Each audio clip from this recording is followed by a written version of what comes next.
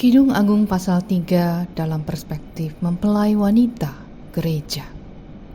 Pendahuluan. Pada pasal 2 dikisahkan bagaimana mempelai wanita mengalami pertolongan sang mempelai pria dalam menghadapi berbagai masalah dalam hidupnya.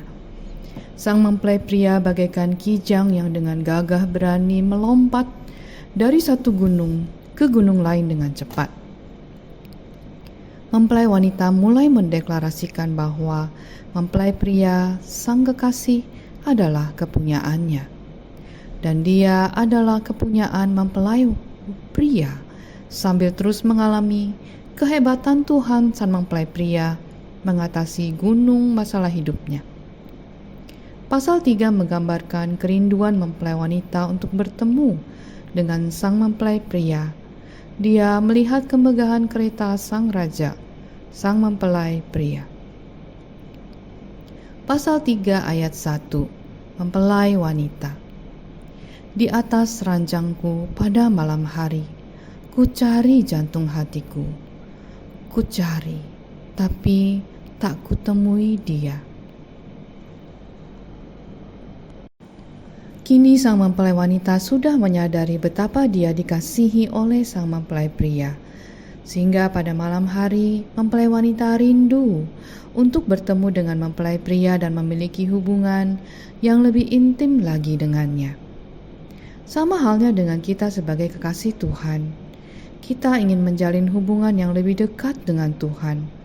Namun, kita tidak mampu menemukan Tuhan dalam doa-doa malam kita. Kekasih Tuhan, pernahkah kamu merasakan saat-saat di mana doamu seperti memantul kembali? Inilah suatu proses yang dirasakan oleh anak Tuhan yang mau bertumbuh menjadi mempelai Tuhan. Ketika doa-doamu terasa seperti ada tembok penghalang, janganlah putus asa. Lihatlah apa yang dilakukan oleh mempelai wanita pada pasal ini. Ia tidak menyerah dan terus mencari di manakah Tuhan jantung hatinya. Pasal 3 ayat 2, mempelai wanita. Aku hendak bangun dan berkeliling di kota, di jalan-jalan dan di lapangan-lapangan. Ku cari dia, jantung hatiku. Ku cari, tapi tak kutemui dia. Seorang mempelai wanita yang mengasihi mempelai pria sebagai jantung hatinya akan terus mencari Tuhan, jantung hati pemberi kehidupannya. Jika di tempat tersembunyi dan pribadi, yaitu di atas ranjang, tidak menemukan Tuhan, maka mempelai wanita akan bangun dan mencari Tuhan di setiap tempat yang bisa ia datangi. Keliling kota, jalan, lapangan. Terus mencari walaupun area begitu luas, tetapi kerinduan untuk menjalin hubungan intim dengan Tuhan. Area sebesar apapun, di waktu kapanpun, tidak menjadi penghalangan bagi kekasih Tuhan untuk terus mencari Tuhan Yesus, sang kekasih jiwanya. Ada saat di mana ketika kita tidak merasakan kehadiran Tuhan dalam kehidupan kita, baik di rumah, di jalan, di lingkungan kerja, bahkan di gereja. Ketidakhadiran Tuhan membuat semua menjadi hambar dan hampa. Jika kamu merasakan hal itu, hai kekasih Tuhan, inilah saatnya kamu mencari Dia dan kehadiratnya dengan sepenuh hati, sepenuh jiwa, sepenuh kekuatanmu. Janganlah menyerah. Teruslah mencari sampai kamu mendapatkan hadiratnya dalam hidupmu. Hal yang dapat kamu lakukan adalah melakukan doa, pujian, dan penyembahan, membaca firman Tuhan.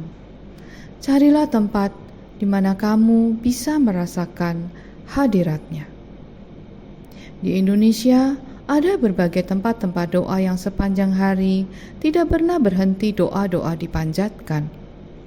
Di kota-kota ada berbagai gereja yang mengundang hadiran Tuhan di tengah-tengah ibadah. Di lapangan-lapangan ada berbagai acara KKR yang mengundang hadiran Tuhan di sana. Mintalah, carilah, dan ketuklah, maka kamu pasti akan mendapatkannya.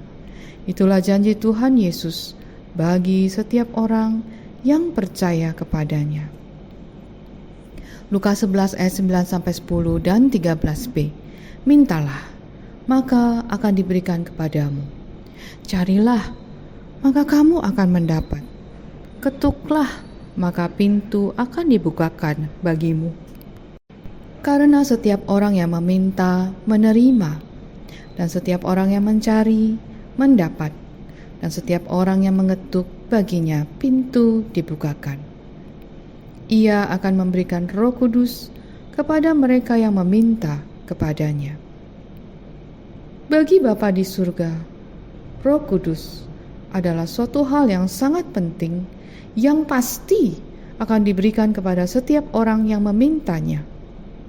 Roh Kudus adalah Roh Allah sendiri yang akan berdiam di dalam orang yang menerima Yesus sebagai Tuhan dan Juru Selamat. Dan ini akan diberikan hanya jika kita memintanya.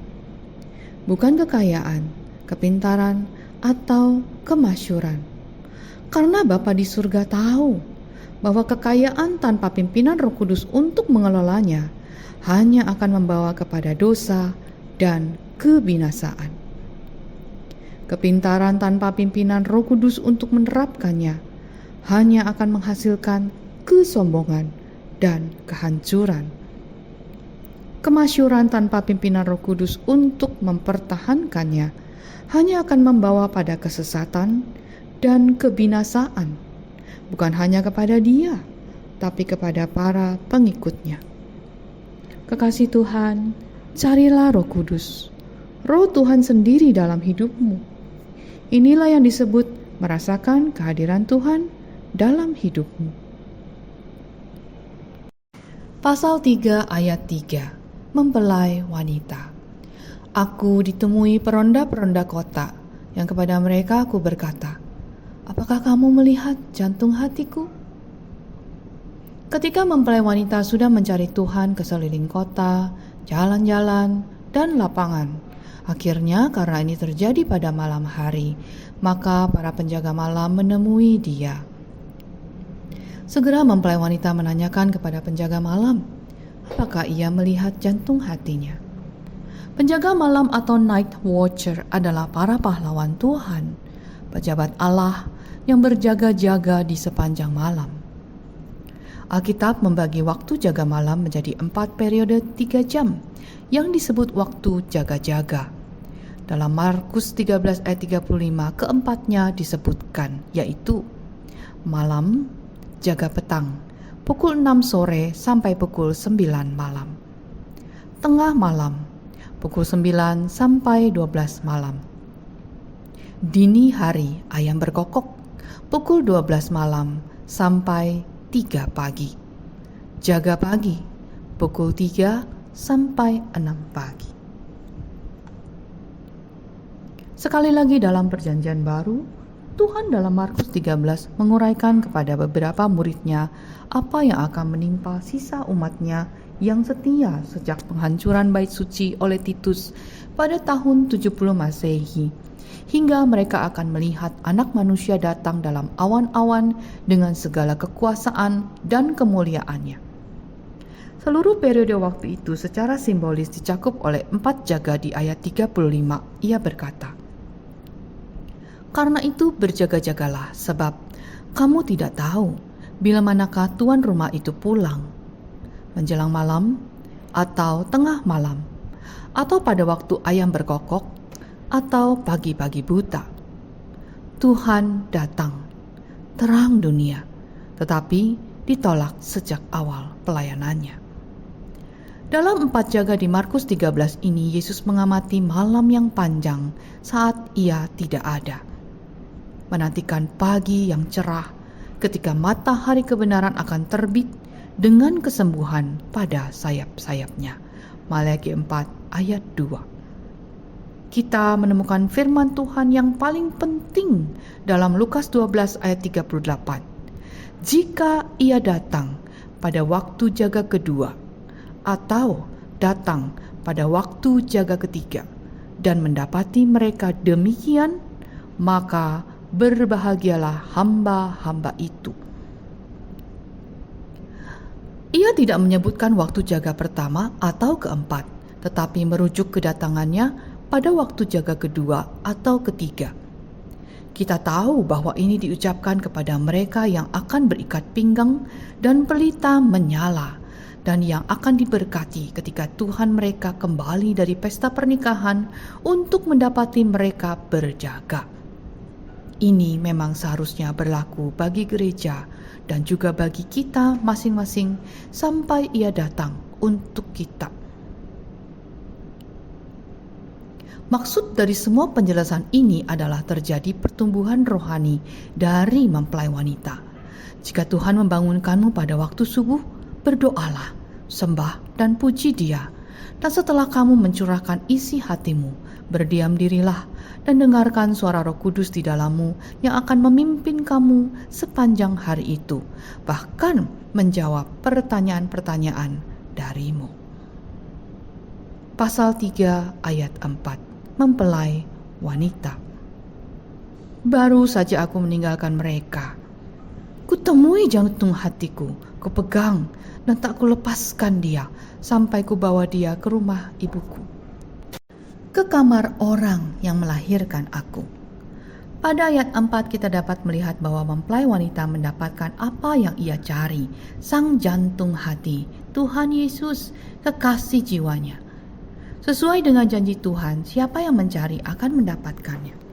Ini pasti akan dialami oleh setiap orang yang mencari Tuhan dengan sungguh-sungguh, sampai kamu mendapatkan Roh Kudus-Nya bekerja dan berbicara di dalammu. Ketika hal itu terjadi, peganglah erat-erat. Jangan lepaskan pimpinan Roh Kudus itu. Caranya adalah dengan menerima dan melakukan apa yang diarahkan oleh Roh Kudus untuk hidupmu. Lakukanlah itu terus sampai Roh Kudus masuk ke hatimu yang paling dalam, yaitu ke ibumu dan ajaran-ajarannya, kebiasaanmu, pola pikir yang dibentuk sejak kecil. Di hatimu yang paling dalam itulah Roh Kudus akan menyucikan, membersihkan, dan membuang hal-hal, pola pikir, kebiasaan yang tidak sesuai dengan firman Tuhan. 1 Petrus 1 ayat 18-19a dan 22b. Sebab kamu tahu bahwa kamu telah ditebus dari cara hidupmu yang sia-sia, yang kamu warisi dari nenek moyangmu itu, bukan dengan barang yang fana, bukan pula dengan perak atau emas, melainkan dengan darah yang mahal, yaitu darah Kristus, karena kamu telah menyucikan dirimu oleh ketaatan kepada kebenaran. Efesus 4 ayat 22-24, yaitu bahwa kamu berhubung dengan kehidupan kamu yang dahulu harus menanggalkan manusia lama yang menemui kebinasaannya oleh nafsunya yang menyesatkan, supaya kamu dibaharui di dalam roh dan pikiranmu dan mengenakan manusia baru yang telah diciptakan menurut kehendak Allah di dalam kebenaran dan kekudusan